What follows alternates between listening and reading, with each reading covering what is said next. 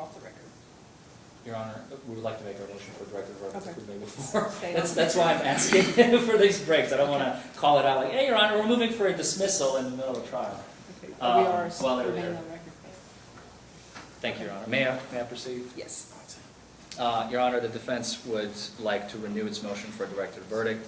Now that the Commonwealth has not indicated that they're providing any rebuttal witnesses, as I've heard, the Commonwealth has concluded their case. The defense has presented its witnesses and concluded their case.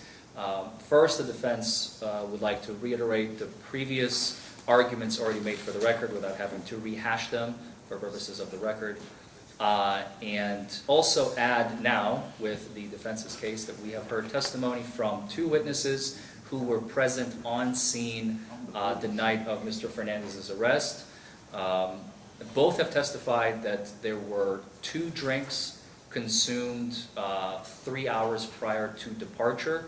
The second drink was concluded around 6:30 p.m. according to both witnesses prior to dinner, which began about 6 or 6:30. The arrest was made, according to Mr. Oliver, on 9:36 p.m. that same day, which gives a 3-hour buffer between the consumption of beer, of the alcoholic beverage, and the stop. Having, as the defense has already indicated previously, officer saying that he has never been, essentially not been certified by this machine, doesn't know how to operate it, but we still have this magical quote-unquote refusal. The defense would like to move for a directed verdict because I do not believe that even looking at the evidence in the light most favorable to the Commonwealth, this jury can decide in any way, shape, or form in favor for the prosecution. Thank you. Thank you. Mr. Wilson, do you have a response? Yes, Your Honor. The Commonwealth has met its burden of proof on all of the elements of the offense beyond a reasonable doubt. The separate arguments are not applicable to a motion for directed verdict. Thank you, Your Honor. Thank you. I do believe that the Commonwealth has at least gotten the burden through directed verdict, so I am going to overrule the motion for directed verdict and let the jury decide this case. And Your Honor, the Commonwealth does have a motion to strike at this time. Okay, go ahead. Your Honor, at this time, the Commonwealth would move to strike any statements made by the defendant or his representatives in regards to Adolf Hitler, Mussolini, or any statements relative to Nazism, and that the jury be instructed that those are unfounded, without a basis in fact or any evidence presented, and that they should not be considered by the jury. Is there a response? Your Honor, that is the defense's theme, if you will. I believe what we have seen in this courtroom today, Your Honor, may or may not be familiar with historic facts, but since the jury's out of the room, if I may speak freely. You may. This case, in counsel's mind, goes beyond the 4 walls of this courtroom. Counsel has truthfully stated to the jury in opening statements that in my dozens of cases, Your Honor, I have never seen a case where the Commonwealth proceeds to attempt to convict another individual with no evidence whatsoever. I've never seen it before in my life. And that rings very similarly as to historically what had happened in totalitarian regimes such as Nazi Germany, Fascist Italy, and Communist Russia. That's the reason I brought those up, for historical reference, for any jurors who are educated in any way, shape, or form on history, may know and may understand that that is exactly how they treated people back in those days. People were accused of committing crimes, either against the government, against the people, against its leaders, and there was nothing more than testimony of neighbors, just people, regular people who would take the stand and testify and would say, you know, so-and-so has said negative things about Joseph Stalin, our great leader. And the secret police would come in, swoop in, take that individual, arrest them, place them in jail. They would be held on trial, and the only witness that would be brought to testify would be that neighbor. And the judge would ask, and I don't know, it depends on the country if they have a jury or not. All countries are different.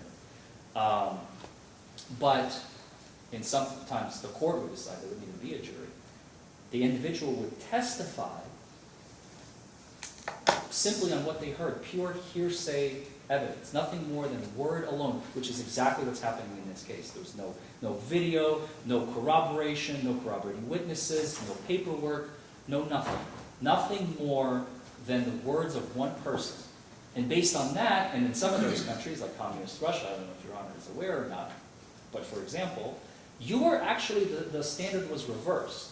The standard was guilty until you prove your innocence. And it was extremely difficult in those days, given the circumstances of the case, of the trial, to prove your innocence against another person's word. And people would get convicted left and right all the time with absolutely no evidence. And granted, this came after the United States was already in formation, but our legal judicial system today, our modern day system, is a modified version of what we had written 250 years ago in light of what had happened in the 1930s and 40s, because that is what happens when government begins to overreach its power. Because governments have a tendency to go beyond control, like absolute control. Governments always gear towards that. And it is the job of the people to make sure that the government is kept in check. And this is the opportunity, and this is exactly what I've been echoing in the beginning of opening statements to the jury, that this is their chance. This is their chance to show that we are not going to be like those countries. We are not going to be following those same values, because this is the United States of America, and you cannot be convicted on the words of one man, like in those countries, and it's guilt beyond a reasonable doubt, Your Honor. You have a reply? I do, Your Honor. I believe that counsel for the defendant has stated a personal opinion as to the justness of a cause and or the credibility of a witness and a party. I believe that he has also made ill-considered... Just a moment. Sorry, the jury members were coming in. Yes, Your Honor. I believe he has also made ill-considered accusations of unethical conduct towards an opponent in the courtroom. Moreover, Your Honor, I believe that he has presented issues based upon his own personal opinion of his version of historical facts that are not relevant to this case and that are not supported by any evidence or testimony. I therefore ask that the jury be instructed to disregard those and that they be stricken from the record. I am finding a hard time with this case being in line with the references to Adolf Hitler, Nazism, and Mussolini. I am finding a stretch on that. I understand where you're coming from, but I think there's a wide variety between where we are in this case and that stretch here, and I'm not prepared to make that leap to that extent. I am going to grant the motion to strike, and I will instruct the jury to disregard those statements. They were in opening statement anyway.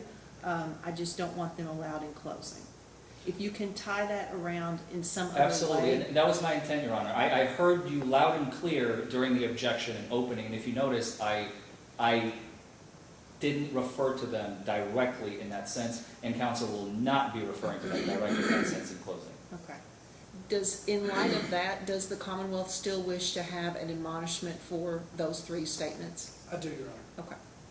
So I will do that right after I read the jury instructions. I have a general instruction, and then I'll read the jury instructions that were presented, and then I will make that admonishment. Thank you, Your Honor. Okay, we can bring the jury back in. Thank you, Your Honor. Yeah, bring them in.